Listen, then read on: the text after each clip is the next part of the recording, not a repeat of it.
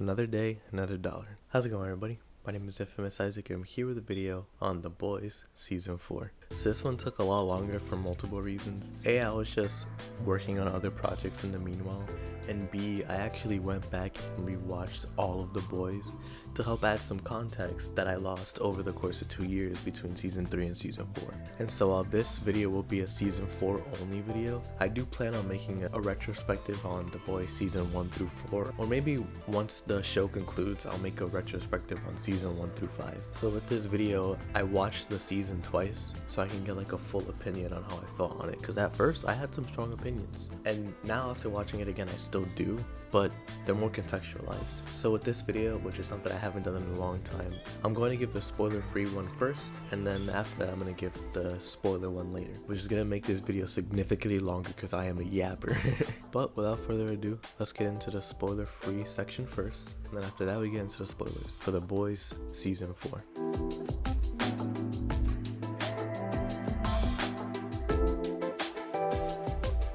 So, for the spoiler-free section, I want to say immediately, I like this season. I think it's a good season. Is it a great season? No. This season was weirdly written compared to every other season.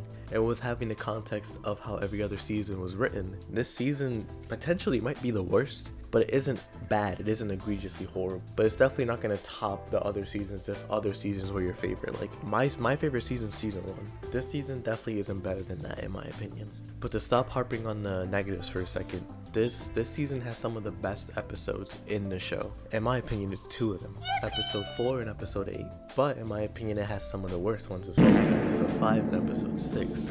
You're gonna get a mixed bag, but for the most part, it's a positive bag. So if I had to give this season a rating, I'm gonna give it a 7 out of 10, like 7 to 7.5. If you enjoyed the other seasons, you're gonna enjoy this one, just not to the same degree. But with that being said, this is where the spoiler-free section ends. If you don't want to be spoiled for The Boys Season 4, I recommend leaving this video now.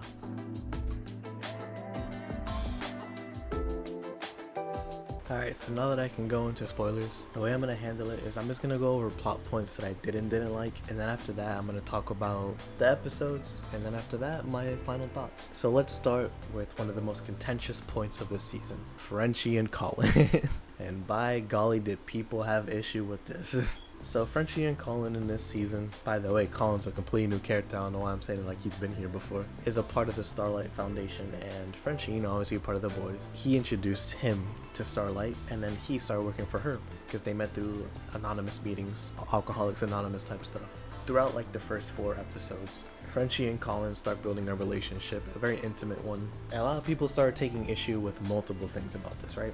The weird people took issue with the fact that it was a gay relationship, and I don't care, I really don't. Which it was like, oh, Frenchie was never gay, why is he gay now? It's wrong, because Frenchie was gay way before Season 4 with Sherry and their one friend that overdosed back in Season 2, so it's just like, he's been shown to be gay, or at least bisexual. And on top of that, the fact that Colin was basically interrupting like the Kimiko and Frenchie plot, which to be fair I do understand, because the way Season 3 ended, it seemed like they were gonna go in that direction, but they didn't for the first half of the season, and the second half they did, but the first half was like, this seems more like a distraction from Kimiko and Frenchie. And so with the Frenchie and Kimiko thing relating to Colin, I understand where Kimiko was coming from. She wanted Frenchie to be happy.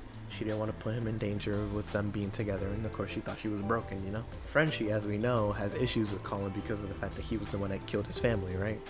And I genuinely thought that the Frenchie and Colin plot point was good. That wasn't the issue that I had with Frenchie this season. Where my issue stems is after Colin, because it amounts to a whole load of nothing. Frenchie and Colin's fallout is really good, but then Frenchie has issues with like, why am I here? I should atone for my sins. Forgiveness can never be given to somebody like me. So he goes and turns himself in, which makes sense. He has a lot of guilt racking his heart. But my issue is that he disappears for the entirety of the Tech Night episode, has Kimiko going in and out of the facility trying to at least talk to him, and nothing comes of it. But then he immediately shows up with Butcher in episode 7, the Vought Christmas special, and Kimiko and him almost immediately fix their relationship, and now they're dating. Them dating isn't my problem. My problem is the fact that Frenchie going to jail meant nothing. They could have genuinely skipped that, or they could have handled it better, because I feel like Frenchie and Kimiko should have had that conversation while he was in jail. And they didn't even have to resolve it while he was in jail. It's just he should have allowed her to come in. I feel like that's such wasted potential in the writing sense, because there could have been such a great conversation while he was in jail, instead of just having him be completely gone for the entirety of episode 6. And then for him just to randomly show up because Butcher forced him out. It's like, what was the point of him being gone if he was just gonna immediately show back up, right? Like, from a writing standpoint. Again, I know that it wasn't by choice that he showed up, but as a viewer, it's like, why even have this here in the first place, you know? And why not add more to flesh it out? I feel like the middle section of the Frenchie plot point this season was weird and kind of whack. The first part with Colin was fire. The end of it with Kimiko and him finally getting together was cool. But it definitely was marred a little bit by that middle section. It just felt weird and out of place. But besides that, my main issue with this season comes with Hughie.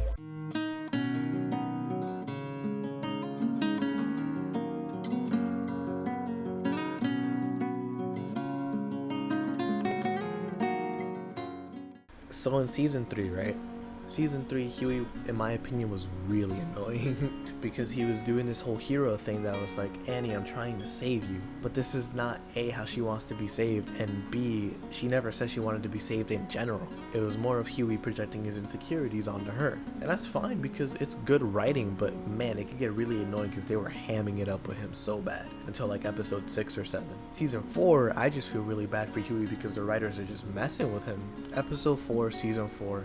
We see Hughie and his dad in the hospital, and this episode serves as a farewell to Hughie's dad and a reintroduction to his mom, since Hugh and Daphne have been reconnecting over the past few years while Hughie's been doing stuff with the boys. And so now that she's back, Hughie has to come to terms with her being here and the reason why she left. And so episode 4 is really heavy on Hughie's side, and a really good way to say goodbye to his dad, who hasn't been a huge presence but was still important to Hughie's character. And then he goes to A-Train to ask him for some Compound V to help his dad live. He's afraid to let go. Episode 4 and episode 5 serve as means for Hughie to let go and to learn that like sometimes it just can't be helped, sometimes people die. With the end of that marks a really good plot point for Hughie, where it shows growth and development, where he's a lot better as a person and a lot more mature because of his father's death and because of the inclusion of his mom. And that's basically all the real positives that are done for Hughie for the rest of the season, because the show just starts dragging him. Episode 6, the Tech Night Party. Man gets sexually assaulted by Ashley, by Tech Night. It's like, wow, why is this immediately after the death of his father?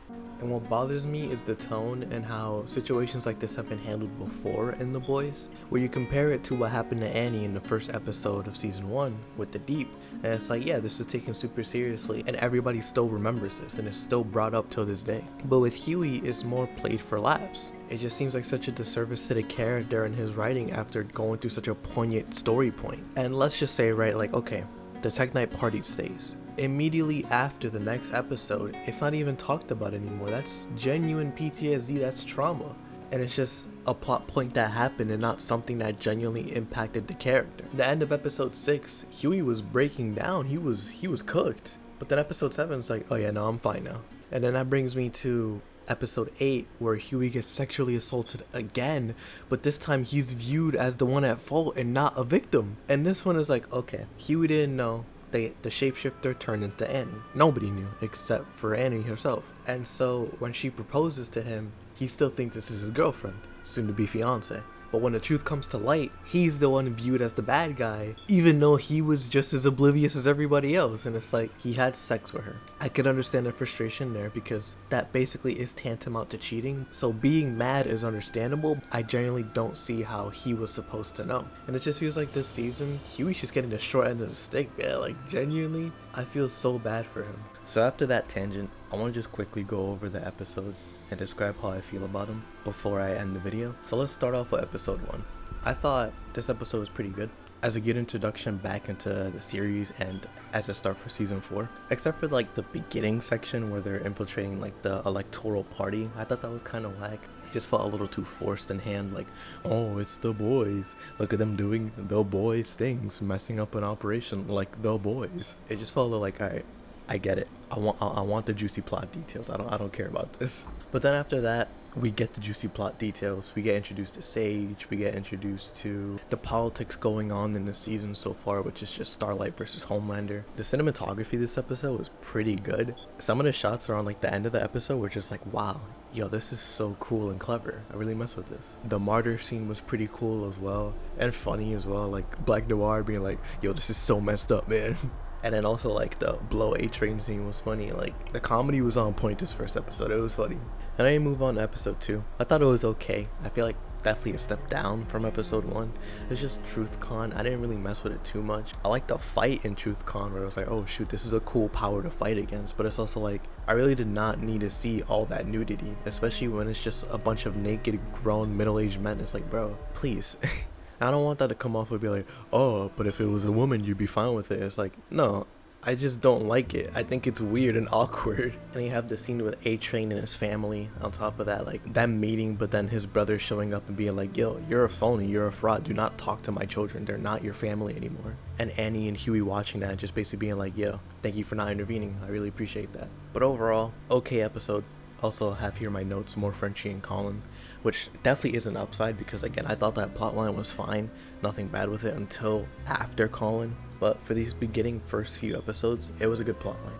One thing I forgot to mention was that Firecracker was also introduced in this episode, and it was alright introduction.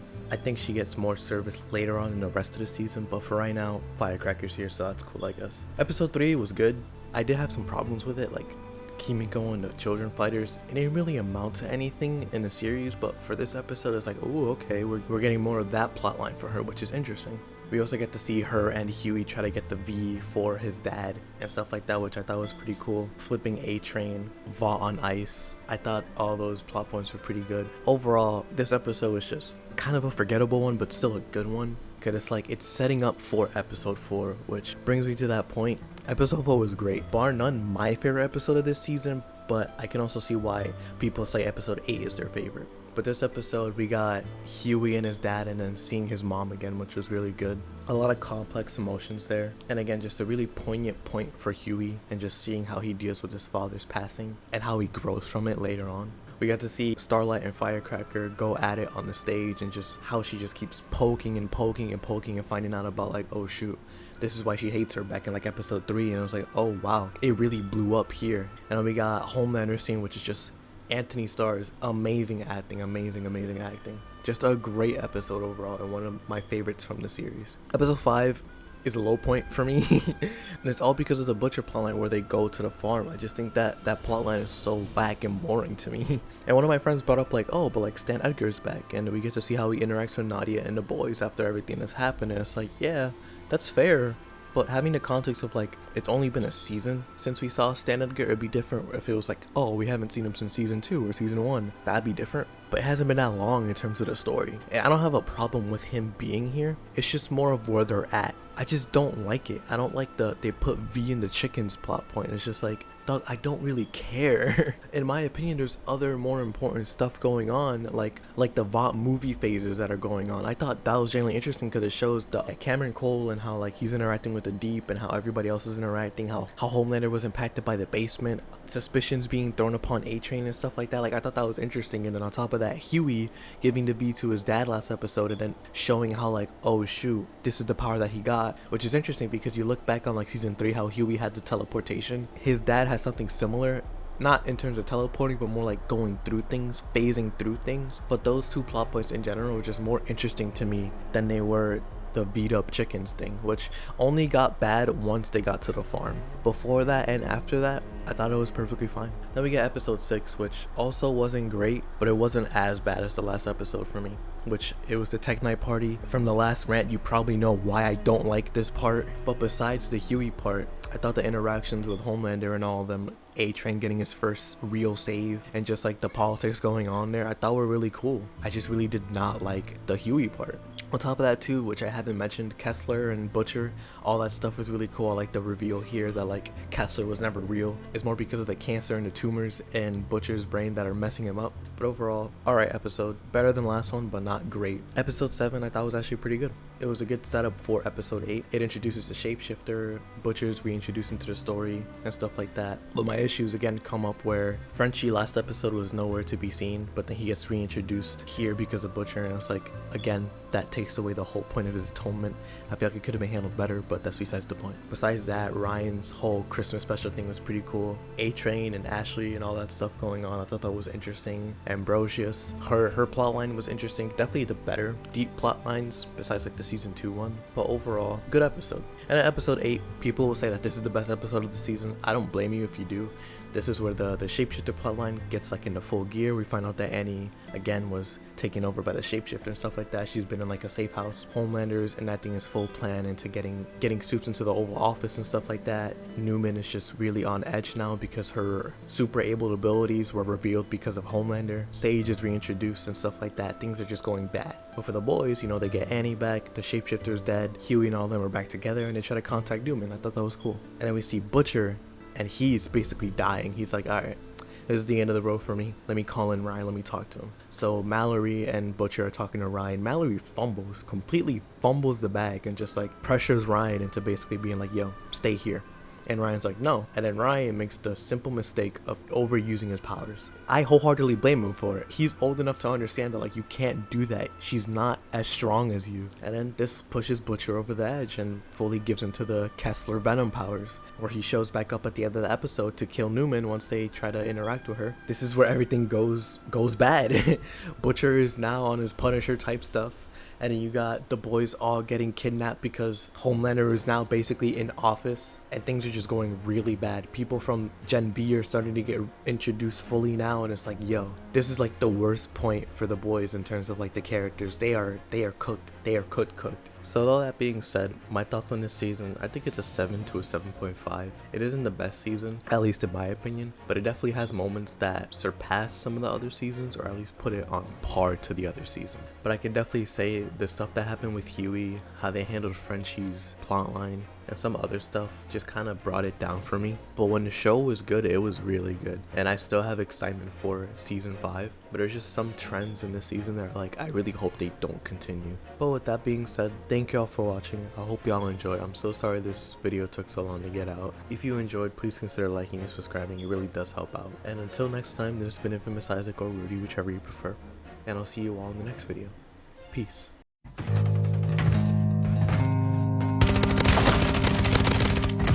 Fucking diabolical.